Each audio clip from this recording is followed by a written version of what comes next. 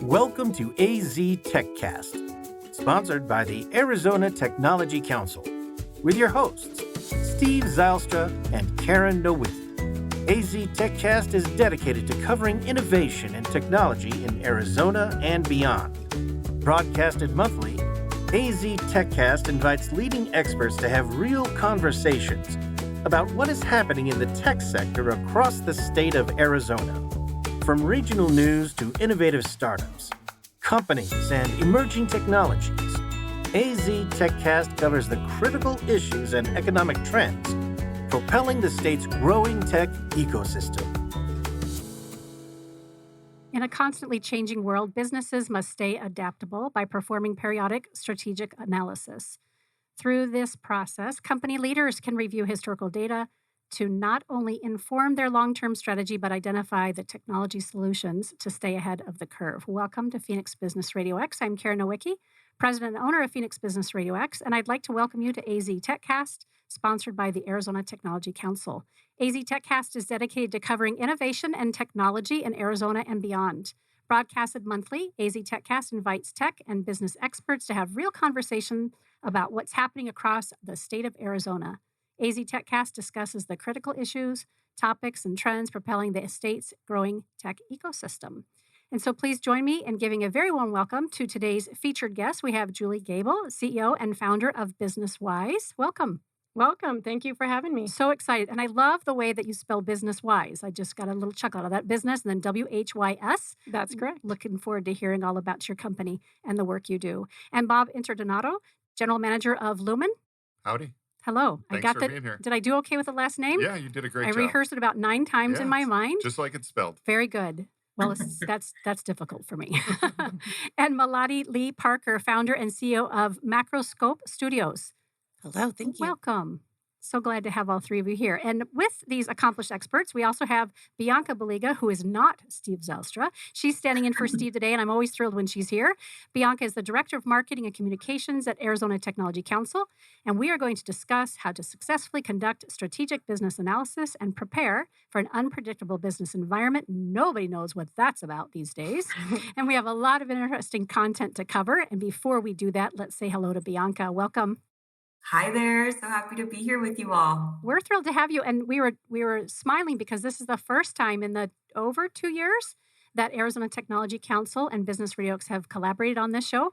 And it's the first time we've had guests, 3 guests in the studio. I think last month we had 1 guest with me. Is that right? Yeah, that sounds right. So thank you so much for being here. Where did you come from in the Valley? Did you have to travel far? Yes, I did. I had to come from South Tempe. Woo! Thank you. You're welcome. You did well. Bob, how about you? Up in the Kierland area. Not bad. Not too far. Scottsdale. Excellent. I was in Deer Valley this morning for a luncheon from Ahwatukee. Yes, at 7 a.m. And so, zipped back to the studio. But we are deeply appreciative of your expertise, your willingness to come and share your success story, and of course, your knowledge as we launch into today's conversation. And Bianca, next time we're going to get you here. I know you're incredibly busy, but next time we'll have you sitting here with us.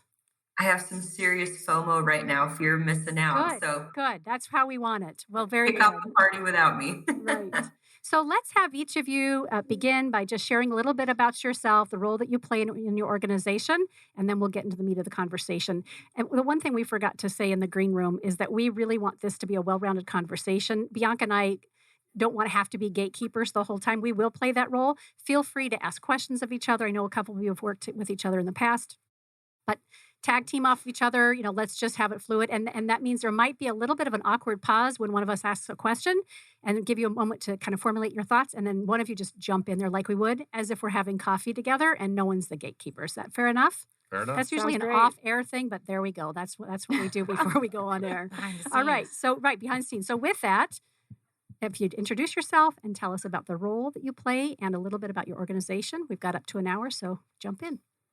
Well, I'll go ahead and They're start. looking at you. Yeah, everyone's looking at me, so I'll jump on in. Like you said, I'm Julie Gable. I'm the founder and CEO of Business Wise. Brief intro about me. My decades-long career in tech began back with Anderson Consulting. It's Accenture today. But back then, I was working on complex custom software implementations with Fortune 100 companies. More recently, I was the chief operating officer of a local based managed services provider, really focused in core infrastructure.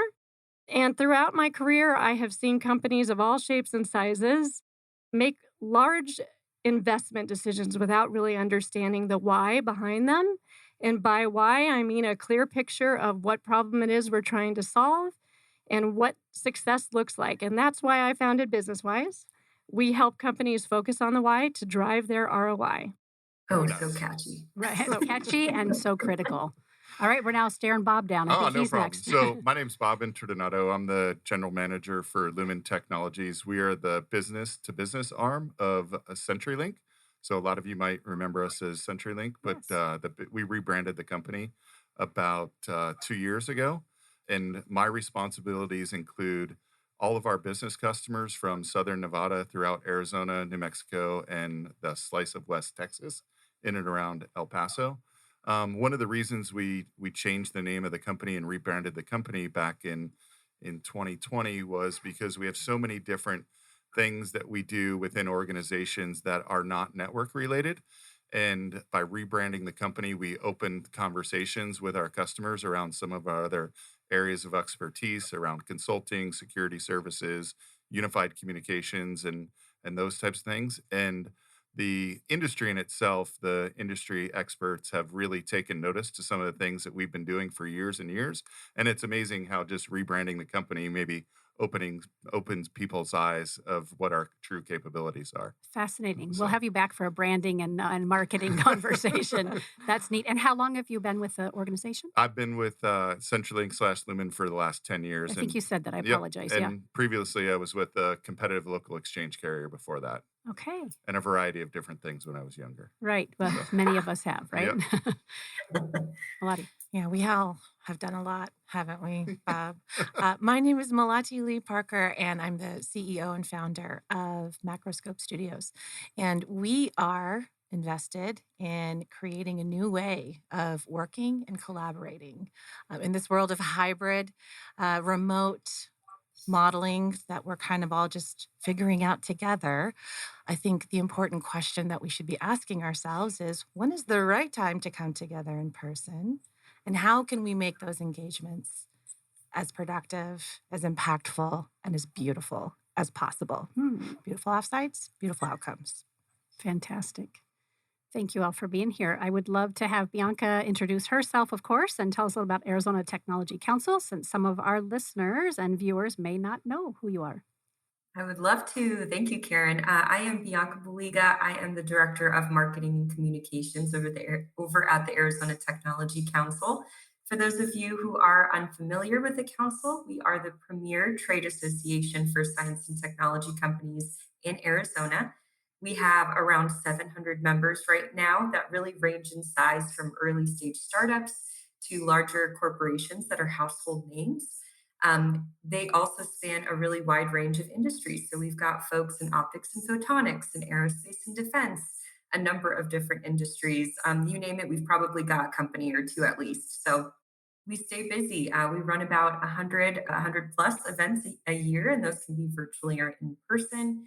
We actually have two of our largest events of the year coming up in the next couple of months. We have our Southern Arizona Tech and Business Expo, and that's in Tucson on October 19th. And then we have our Governor's Celebration of Innovation coming up on November 8th. That's at the Phoenix Convention Center. So if you want to learn more about what we do or get involved with the council, please join us at an upcoming event. I always like to talk about the foundation as well. So SciTech Institute is the foundation for Arizona Technology Council. And when you walk down here, I don't know if Daryl pointed them out, but they're just down the hallway here in the same building.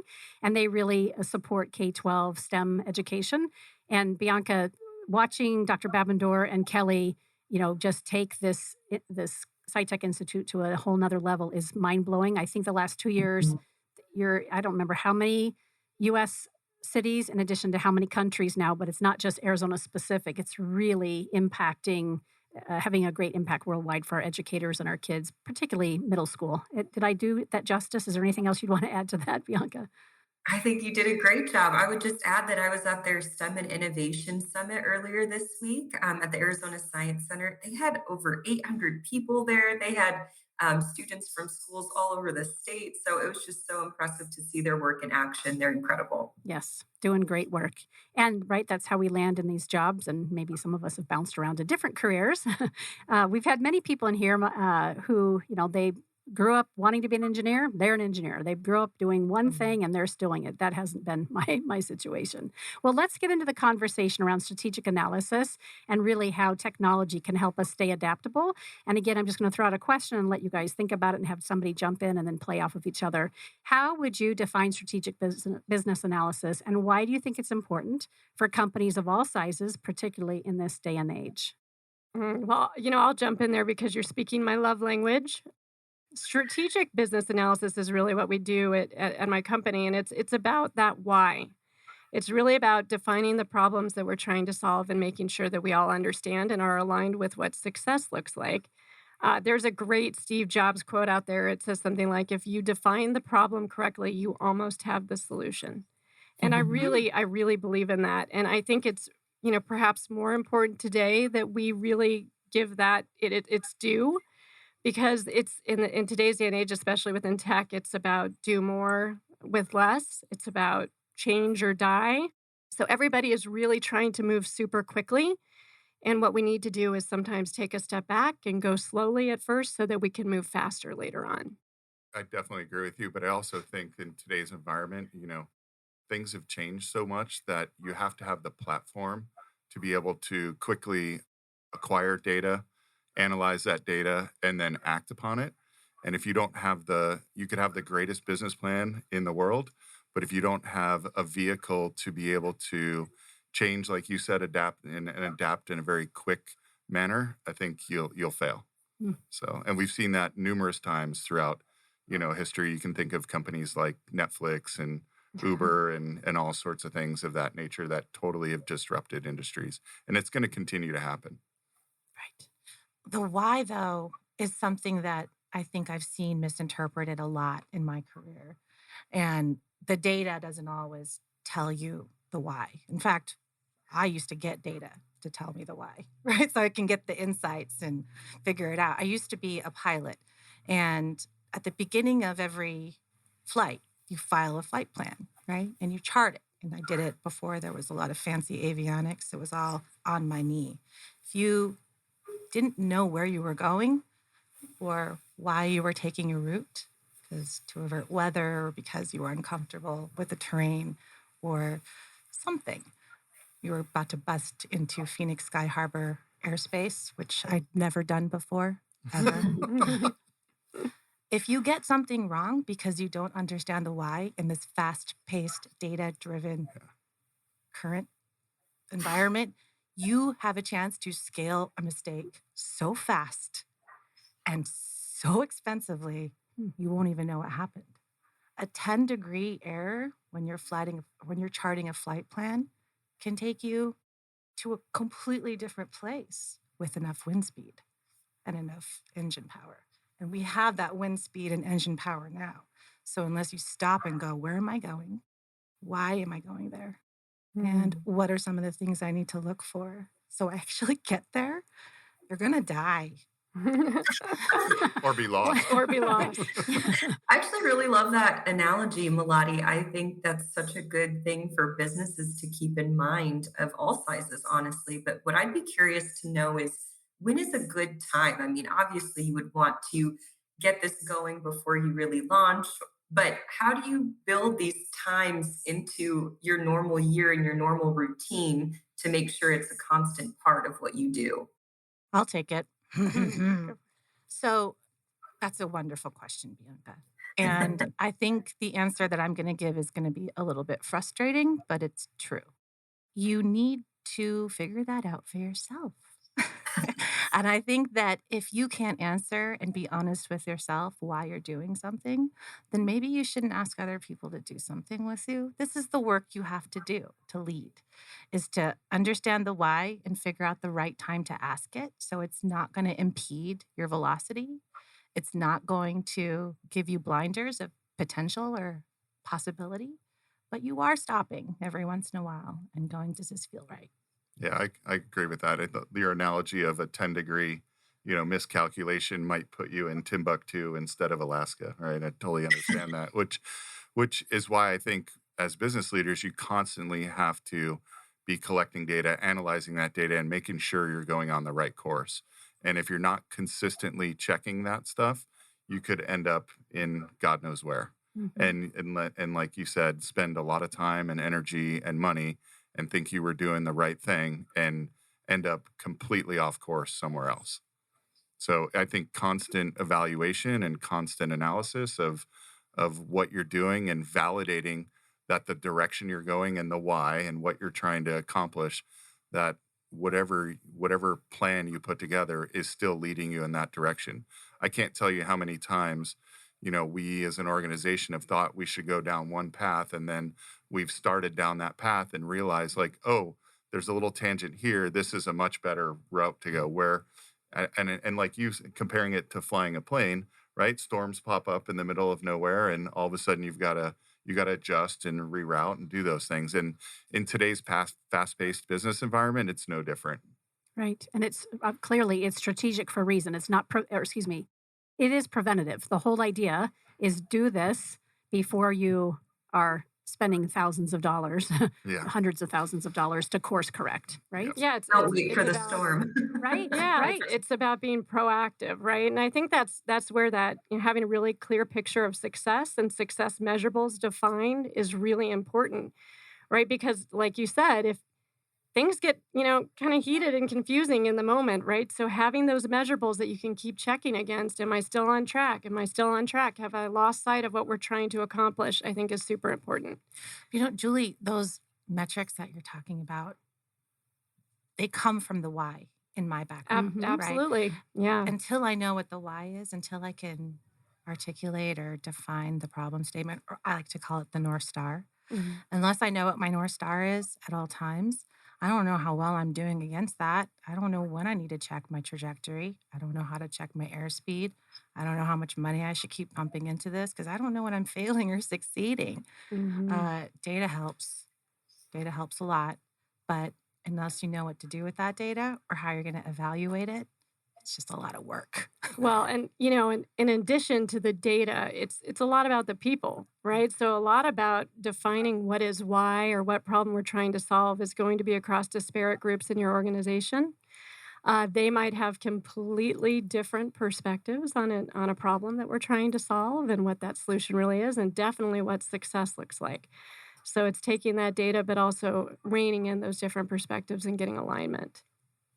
Yeah, especially, you're talking about the people equation of this whole thing. And, sometimes the best ideas come from places you would never think of, right? Exactly. Some of those ideas and things that are genius to that matter come from folks that aren't in those strategic kind of planning meetings. And you really got to empower your organization to be able to speak up. And if they see something that is not going right, to have the confidence to do that, and then you can adjust, right? And so, I run an organization across the Southwest, and I really encourage all of my people to, if they see an issue, hey, let's talk about it. Let's, bring it to my attention, and then we'll try and figure out a way to solve for that. Because the worst thing I can have is, us using a system or a tool or something else that doesn't work very well or is not producing the results that we want. But in the beginning, we thought that would be the best thing to do, and have people just quietly deal with, strife or errors or be putting out more effort than they need to be if we could make quick adjustments. So important. Yeah. What should a company consider as they're evaluating historic data? We've touched on data just a little bit. So, what should they consider? And then also in setting new priorities and goals and determining a long term strategy. Just a mouthful there. Right? Could you repeat the question? It kind of depends on the data and the company and the outcomes and the mission and the value and the goals Okay. and the business architecture. But, one thing I would say is you have to be careful with data. Like data is a very, very powerful tool. And I would say for a lot of companies, it's probably their most important asset next to their people. But data has its limitations. It can take you down the wrong path, the wrong flight plan pretty quickly because it can be skewed. It can be incorrect. It can be misinterpreted. So I think it's super important to understand the limitations of data when you're using it and really, really take care. And that goes back to, I think, your quote that you shared, right? Having the right question Yes, so that you know what data you're looking for, what Yeah. information you're looking for. exactly. I mean, when you're Yeah. looking at statistics or data or anything else, you can, there's a human nature if you think your idea is correct to kind of skew the results and look at the results of the data that justify your position or what you've set out to do, right? You need Confirmation bias, exactly right? confirmation, right? Yeah. You have to definitely take a step back and not be emotionally attached to what you're seeing, right? Just because you thought it was a great idea and we're going to go down this path. And then the data kind of tells me that, but it kind of doesn't tell me that. Like, don't be afraid to make a mistake, right? We've all made plenty of mistakes in business and in our careers and throughout our lives. Like, don't be afraid to admit you made a mistake and quickly adapt and change. Big. I've been prior to I don't know how to say this word, Julie. Starting. Now I have invented a new word called stounding. When I was in development with my current business, before I started this, I was working for a company called DaVita, which was a pretty large global company that does dialysis outpatient. And I was leading a product development team. And one of the most important things that we understood about data is that it can wear a crown or it can take you down to the pits if it's wrong. The data situation, when you're talking about healthcare or any complicated data pool, it's about where you get it, where it's sourced from, but also the transformations that happen to the data along the way, which can skew insights. I started my career as an actuarial analyst, which is basically someone who looks at numbers all day long, who looks at things called retrospective claims data. So every single time you go to the doctor's office, reams and reams of data are produced of that visit. Not only the diagnostics, the provider charts, but all the translations that happen along the way, lab values, high-tech radiology scans. All of those things kind of get coalesced and put into these big pools of data. And in healthcare, saying that we'll just, we'll see what the data says is a little bit like saying, I'm going to look into a crystal ball, because the way that data is sourced, maintained, transformed, and used along the way tends to change the data, and it changes insights, and it can lead to pretty significant disruption in strategic planning, because it's real time, but it's also lagged, if that makes sense.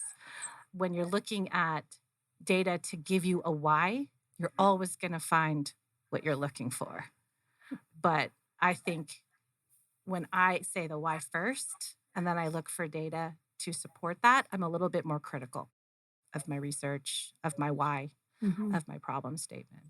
That's the only thing, Bob, is I feel like humans should set the stage, should kind of say the words to get the ball going. And then we should look for technology to be an enabler or a force multiplier. And looking for technology to tell us what we should be doing and why we should be doing it, and then using humans as an enabler or a force multiplier gives me a little feeling of ickiness. But I don't pretend to say that there is a complete bifurcation of data and humans. We should use them at the same time, but in the right way. And all data is, for me, is a receipt of human interactions.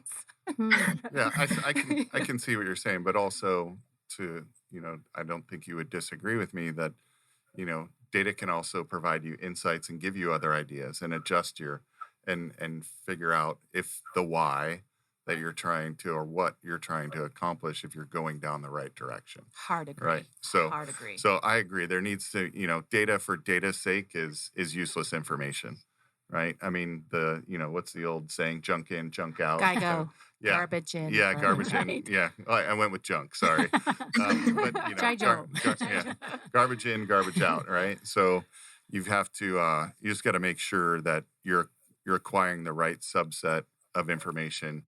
Computers can analyze things and they can see trends and spot trends and do those things, but there's also an emotional quotient that goes to that. And how many times have you looked at a piece of information and your gut says that that can't be right. And yet everything looks like it's in alignment on paper. It should be Exactly. perfect. Right. Exactly. Interesting. So, Yeah. you gotta trust your gut. Yeah. Absolutely. On that note, Karen, do you think now's a good time to thank our first sponsor? I do think it's a great time. Thank you for that. Appreciate that nice softball over my direction. So we do have two fantastic sponsors for this particular AZ TechCast. And the first one we'd like to thank is Arizona Commerce Authority. And we're going to have a moment to hear from them. We'll still be on camera, just so you know, a few things that we also failed to mention in the green room. So just smile and listen. Our streamlined pro-business approach helps you achieve more by putting less between you and future success. Less red tape, lower taxes, less distance separating you from the tech leaders of tomorrow. This innovative ecosystem will supply your business with tools and resources to compete in the 21st century and beyond. But your future is more than just business success. In Arizona, the lifestyle you want is at your fingertips. Explore cities known for their Southwest heritage and modern vision. Enjoy beautiful scenery and endless outdoor activities on land, water, or snow. And if you're looking for a little friendly competition, we've got plenty of teams to choose from. With constant sunshine, vibrant culture, and natural wonder, Arizona provides a style of living that's entirely unique. People from all over the world call our state home. From student leaders who fill the classrooms of our top-ranked universities, to a skilled and abundant workforce that's ready for what's next. To the neighbors, friends, and peers we interact with daily, Arizonans are united by a pioneering spirit that moves us forward. So as you look to the future, know that it's filled with the perfect balance of innovation and high-quality living that makes life better here.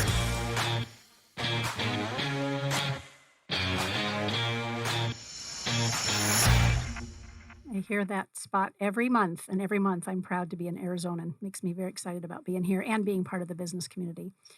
Our next question, and I've been thinking about this as we're chatting because we have a unique lineup, Bianca. We've got two folks who have founded and own their own company, and then we've got Bob, of course, who represents a very large company and plays a very important role as general manager. So when we're talking about when a company wants to start to get involved in the strategic planning process, who ought they include and involve in that when they're working on a new technology project or initiative? So I'm already thinking about this as we've had the other conversations, but who might a company want to involve in their strategic planning process if they're working on a new technology project or initiative? Go. I'm going to jump in. Go for it. Lucky you sit next to me. It's kind of like the I feel default. like I get to be default first in line here. Yeah. So I think this goes back to our question about alignment. And I think it's really important with a new tech initiative to broaden it beyond just your IT group, right? Because number one, if you're doing tech for the sake of tech and you think it's not impacting the business or moving the ball forward with business, then you're just doing tech for the sake of tech, right? So it's critical to think about everybody who's going to be using that, whether it's software or a tool or something that you're hoping to implement, even as just a change initiative, and really bring them on board. From my experience, I would say that most tech initiatives that fail don't fail because of the tech. They fail because we didn't get buy-in from the user group. Maybe we didn't get their requirements nailed down. Maybe we didn't communicate it and get everyone excited. Maybe we didn't train them to use it. And a lot of times it even shifts your organization. It might change people's roles. It might change the structure. It will most definitely change process. So nailing all those kind of periphery things is super important with a tech initiative. And the only way to do that is to get all the stakeholders in the room. Yeah, I agree with that. I think the tech for a long time and IT organizations for a long time were viewed as a cost center, right? And then in March of 2020, what happened?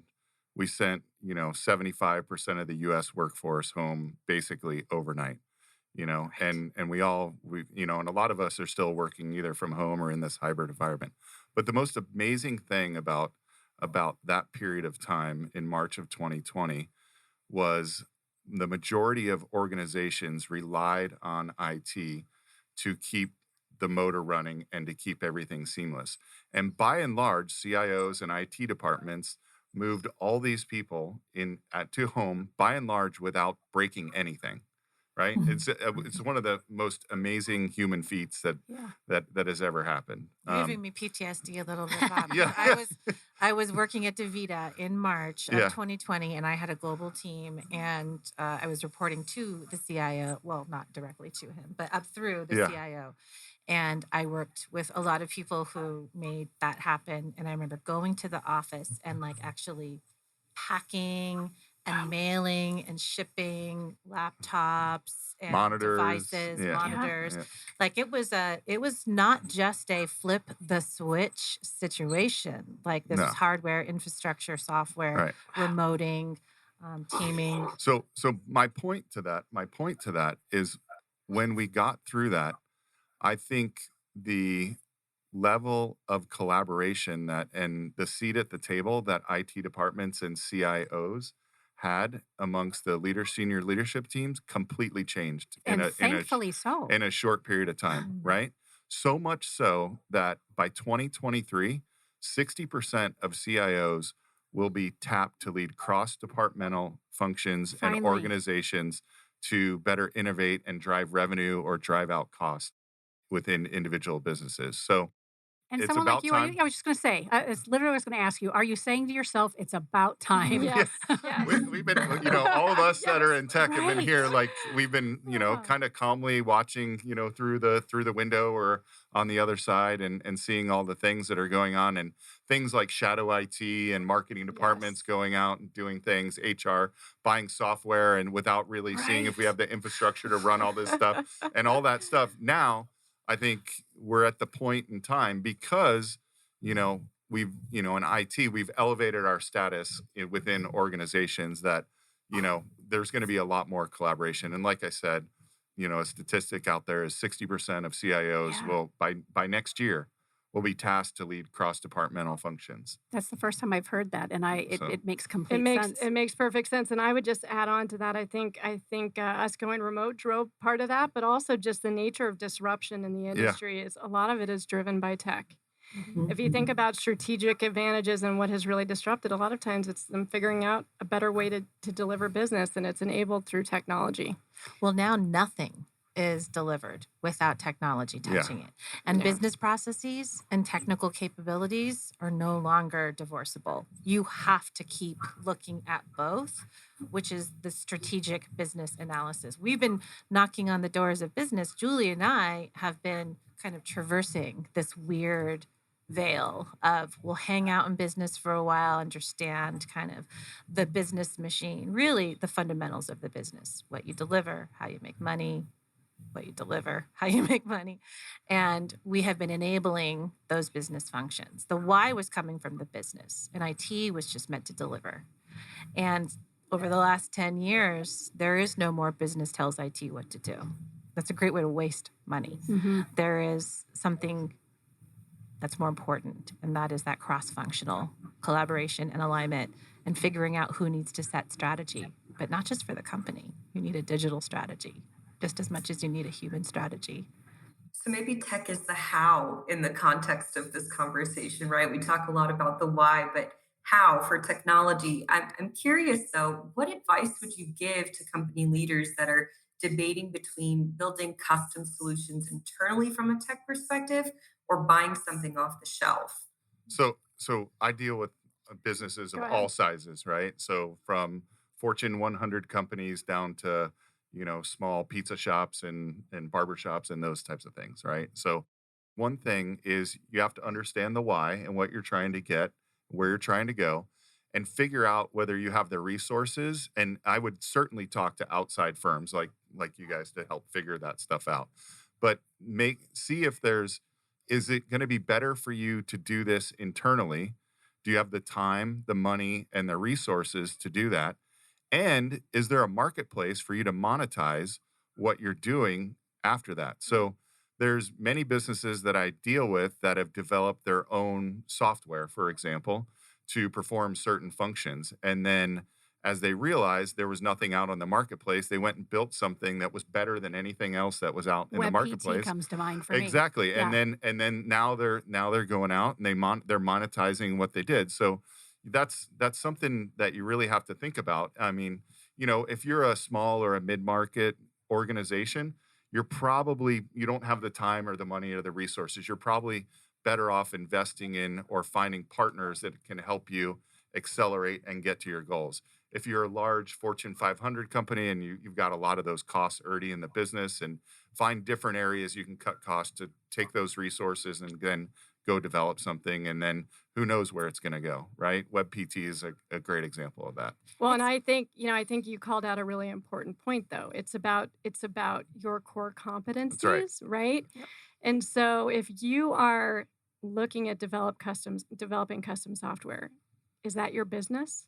Is what I would ask, right? Because that's what kind of an investment it takes is to build out custom software. So quite honestly, if that is not your business, if you're not a software player and you're going to monetize it, like Bob said, then most likely you're better off. You're not going to go out and build a better CRM than Salesforce, who's been No. doing it for a long time, Mhm. right? So we got to be honest with yourself, but really think about where your core capabilities lie and really focus on those. Yeah, I agree with that. Digital tools are quickly becoming an asset class. I've been working in IT as a cost center in large corporations for a while and developing internal tools. So these are tools for employees to do their jobs better. And there was never a question of should we sell this because we weren't a custom development shop. We were a service organization. And I think right now there is a stronger perspective when evaluating innovation initiatives. Is this a potential capitalizable vehicle? Can we actually develop something that we can introduce on the street? And that's becoming more and more as innovation centers are being stood up, as kind of marketing and product development and operations blend together to figure out the next digital solution. Those are all the product market fit conversations that need to happen after you figured out the problem that you're solving. And if you can solve it for yourself, and that's what you're really solving it for, and that's why you're building custom solution, you don't care what's happening outside. You have a problem. You have a delivery problem and you want to fix it. Um, Build it yourself, possibly is true. If there's a lot of IP, intellectual property, or if there's a lot of sensitivity or regulatory control, sometimes it makes sense to build it in house. And there's lots of ways you can build it in house without, building a whole custom development shop or building one from the ground up. But the part where I always talk to my clients, internal and external clients, is if you don't know what you're doing and how you're doing it, and you don't know your own why, you're gonna buy a solution off the shelf that's not going to meet your needs. And what you're going to do is you're going to edit your processes, your manual processes. You're not going to reconfigure your platform. The people who are doing the work for you are going to develop shortcuts. All this tribal knowledge is going to start to get abstracted. We're all working remote. We can't pop into somebody's office and go, hey, if you double click in that place in the workflow, does that automatically save the record or do I have to press submit? Can't do that because you forgot why you were building the technical solution along the way. Eventually, it became an implementation of an outside CRM, right? You know what I'm saying, Julie? I agree to a certain extent. Although I would say, and I think it's important at a strategic level in a company to understand there's opportunity costs to the decisions you make. That's right. Right. So when you invest resources to making maybe the perfect platform, as opposed to the one that's pretty darn close, you're making a decision about how to allocate your resources. And you've got to understand that if that is not your core capability as your business, you're taking focus away from what is your core capability. I agree with you. My point was, unless you see a way to monetize that in the end, you're probably better off involving partners and getting advice and, buying something. I mean, Salesforce doesn't sell, there's some stuff off the shelf, but obviously Absolutely. it's way customizable. We use it to run our business Yep. today. But so it's just a matter of figuring out who you are, who you want to be, right? And does it make sense for me to go down this road and develop it? Is there a light at the end of the tunnel? And do I have the money and the opportunity cost, like you said, to put, a group of people off to the side to dedicate their time and energy to do this and will it pay off in the end? Yeah, and if it's monetized, then you could probably argue that it's one of your core capabilities, Yeah, right? So exactly. that's what it really comes down to. How about So you've another? already started answering this question a little bit, but I'm curious about some of the pitfalls that you see. So, what are some of the common issues or missteps that you see companies make when they're performing a success or a strategic analysis that does not let them be successful? The thing that I see all the time, it sounds so silly, but it's really hard to do is articulate what the problem is. It's hard to put it Mm. into words. You can say it, we can talk about it, we'll fill each other's sentences. But when it comes to writing it down, everyone kind of gets nervous and it's harder. One of the pitfalls that I see, and one of the things that I love to do and made a business about it, is helping people envision that, get a bunch of distributed voices. So you make the problem statement as robust as possible and you write it down and you use that as your next vehicle to get you to your milestone of how are you going to chunk out the work, or what's the most important thing to us right now, or what's the why underneath the why, right? The old Ishikawa 5 whys thing is you want to ask why not just one time at the beginning of an initiative, but you want to ask why as many times throughout the process without being annoying, because the why will change, right? And it's important to talk about it and react to it. Otherwise, you just kind of build resentment. So I think for us, when we talk about the most important thing you can do is write the why down. Just Yeah, write it's it so Yeah. down. scary though, right? Because once you write it down, it's real, Yeah, you have to right? commit And to then you're it. like, you're committed. Like, hey, we Well, we actually put this on the board. Like, right.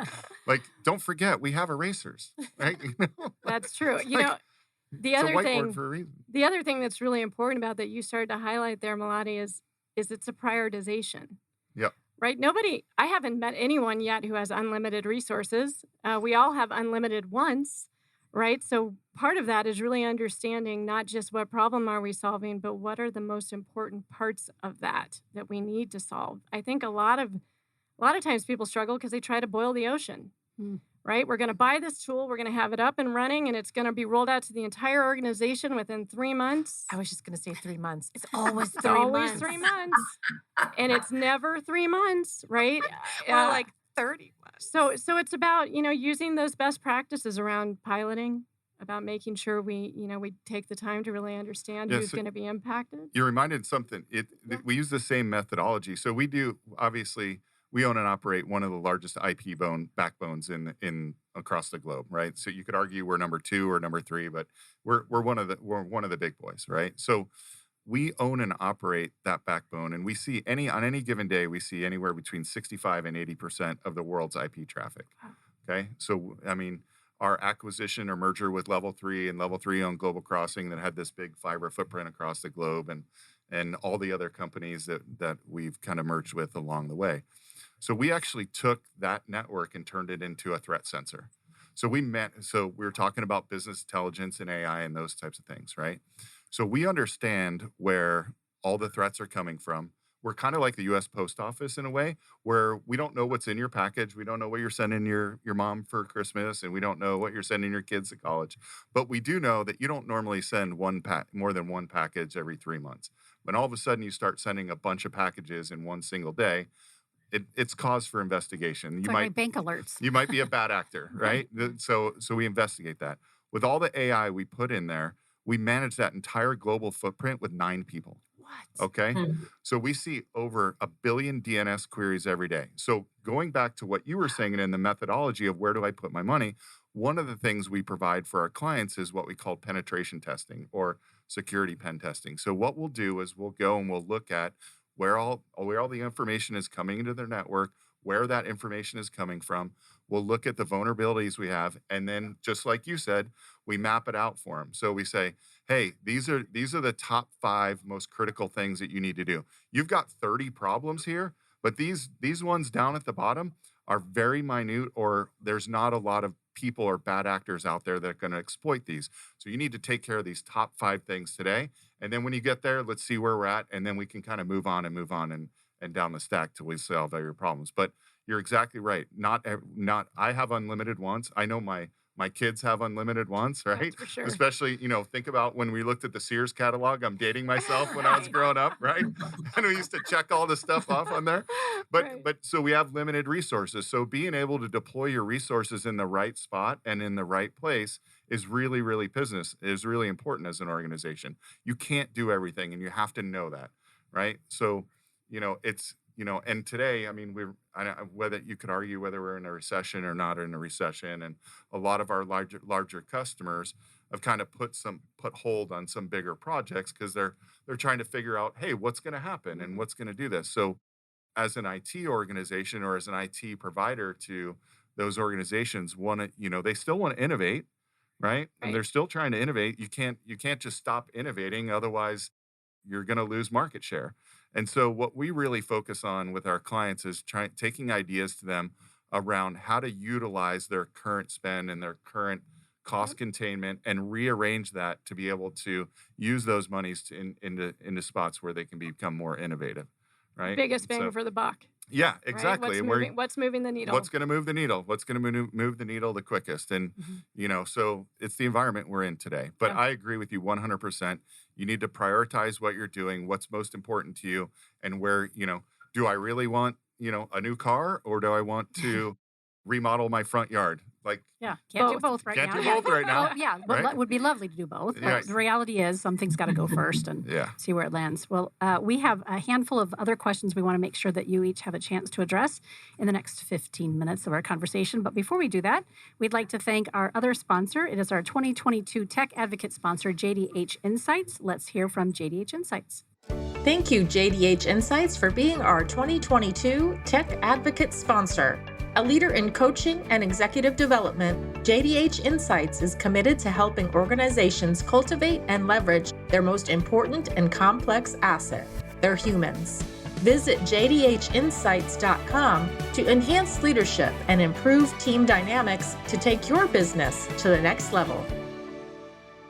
Awesome. So we've started to talk a little bit about this already. Lots of great points being made. I'm curious though, how would you classify sort of your unique takes on helping companies overcome some of these barriers in the strategic business analysis process? So, how do you help them stay adaptable through your businesses? I love that Bob just kind of led with that a few moments ago. So, is there anything else you want to add in Yeah, addition to that? I think one of the things that we try and do as an organization is to help define the business problem, right? What is the business problem?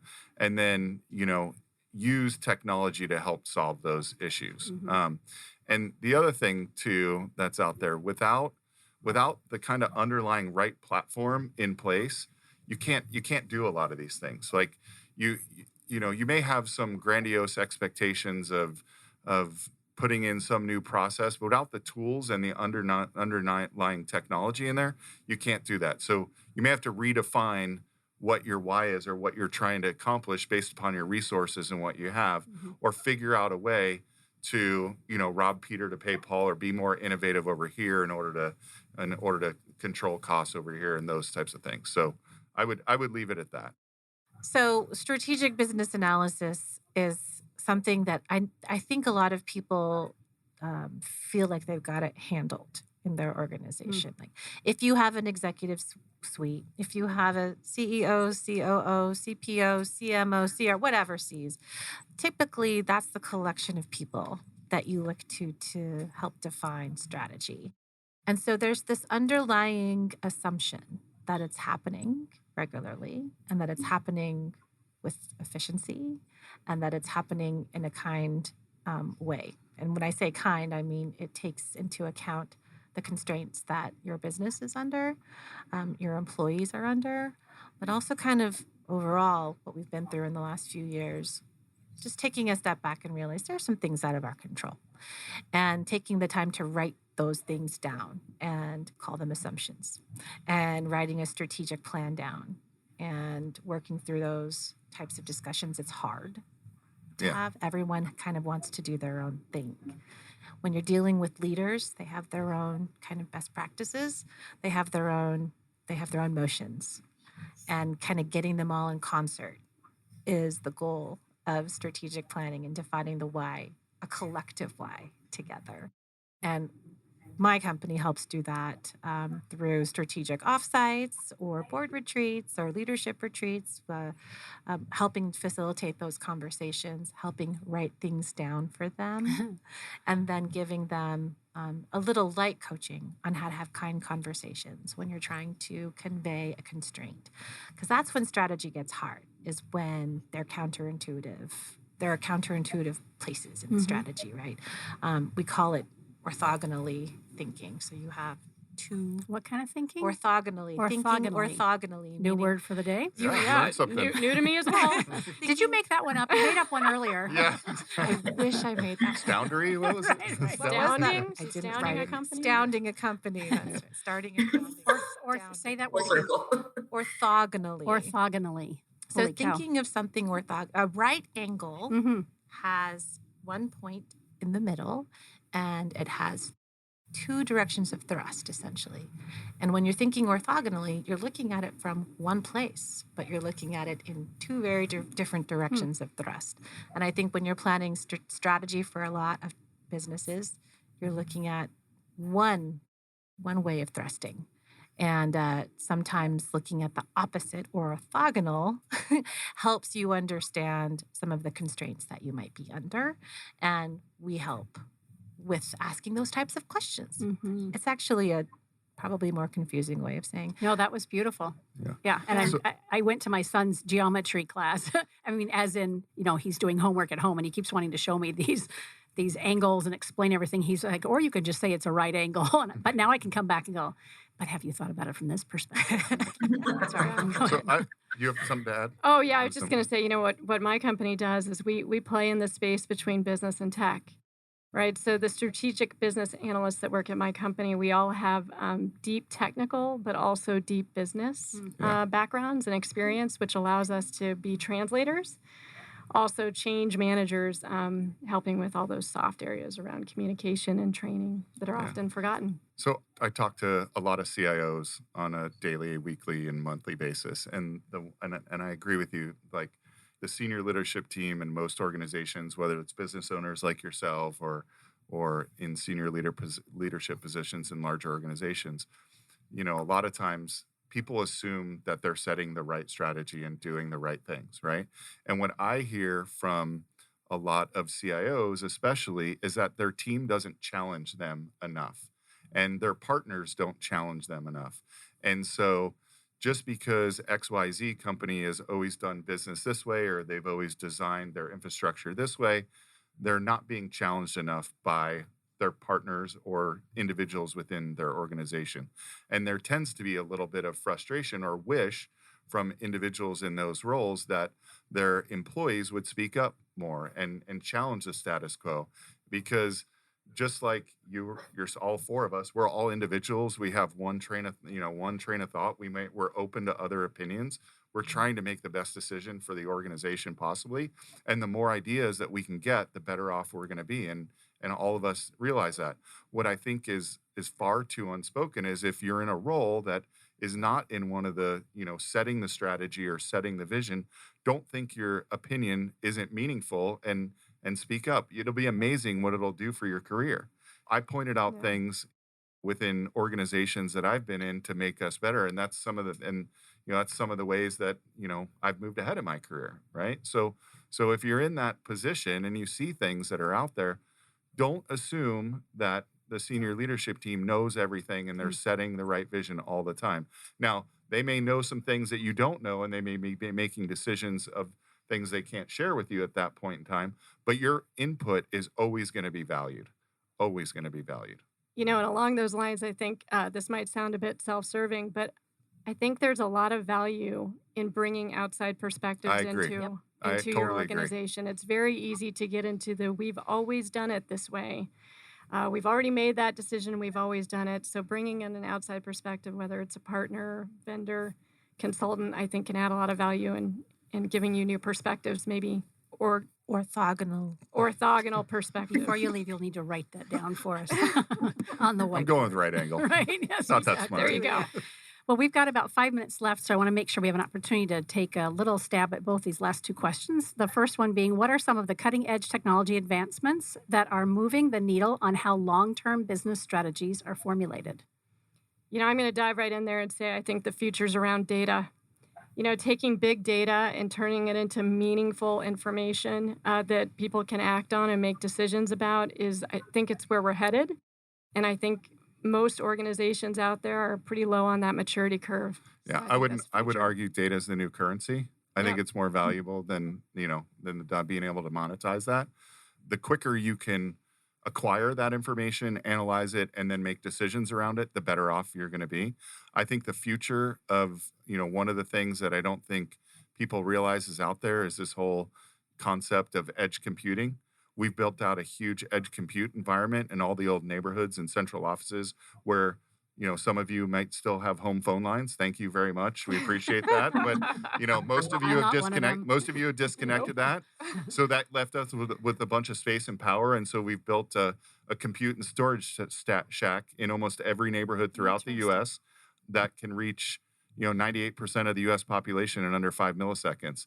And I don't think people realize that that's out there, but that's going to help us acquire data quicker, be able to analyze it quicker, and then act upon it. And I think you're absolutely right. I would argue that it's not coming. I would argue it's here today. And is it just for Agreed. enterprise and large businesses? Or are we talking small micro businesses like me? I mean, data, Yep. it's critical no matter what. We need to know what we're looking Absolutely. at and have the Absolutely. sources, the resources I to give us the truth about what's happening. Absolutely. I say this to my team all the time. So there's an art and science to business, right? The art is your emotional quotient and what you see and what you're doing. If you're a sole proprietor and you're out there and you're gaining, because you pretty much know what you're going to do and you can see kind of the future. You see the changes you want to be able to make.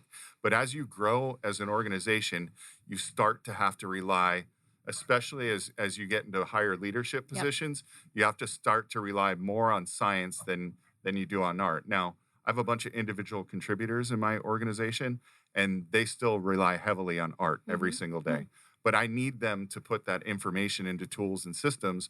So when I'm looking at something from a macroeconomic point of view, I can use the science along with art. So in a small business, I think it's probably 80% art, 20% science. But as you go up the stack, that'll flip. Yeah. Well, and even a small business has to worry about the security of their data. Sure. Yes. Absolutely. We all have to worry about that. Absolutely. Absolutely. Especially when you rely I'll throw this out. This Yeah. is kind of a cool factoid, right?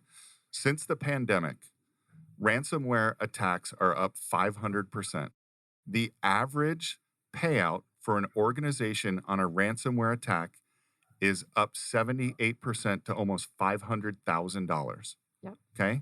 Wow. And the prosecution rate, all the work we do at the FBI, all of us security providers, the prosecution rate is less than 0.5%. So That's right. it is a very lucrative business, very low barrier to entry. And if you don't think, and you have to start thinking differently. Before, we'd build a house around a wall around our house, and we put a screen door with a lock on it. And then we put a front door with a deadbolt on it and prevent people from coming in. Today, you have to realize people are already in your house. You've got to figure out a way to have them not take stuff out of your house. And there's this concept of zero trust out there in the security space. And if you haven't investigated that, you should be doing that like when this is done. Right. Wow. You know what's fascinating about today's conversation with you? You all have, certainly you've been fantastic. And the amount of little vignettes or stories and metaphors that you've shared made it, someone like me who's not tech savvy at all, very understandable. Yeah, I really appreciate that. All these examples have been phenomenal. Bianca, what do you think? I totally agree. I think you all took something very abstract and made it tangible. And I always get so upset when we start to get into really great parts of the conversation towards the end of our hour. But I'm just so grateful for all of you taking the time to be here today and for contributing your expertise to the conversation.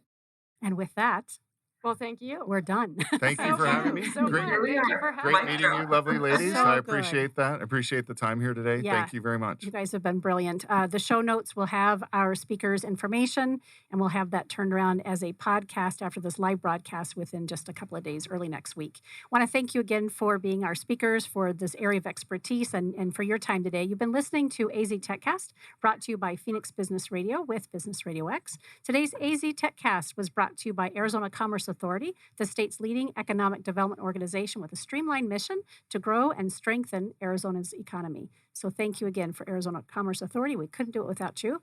And as well, we want to thank JDH Insights, the 2022 Tech Advocate sponsor. Visit jdhinsights.com to enhance leadership and improve team dynamics to take your business to the next level.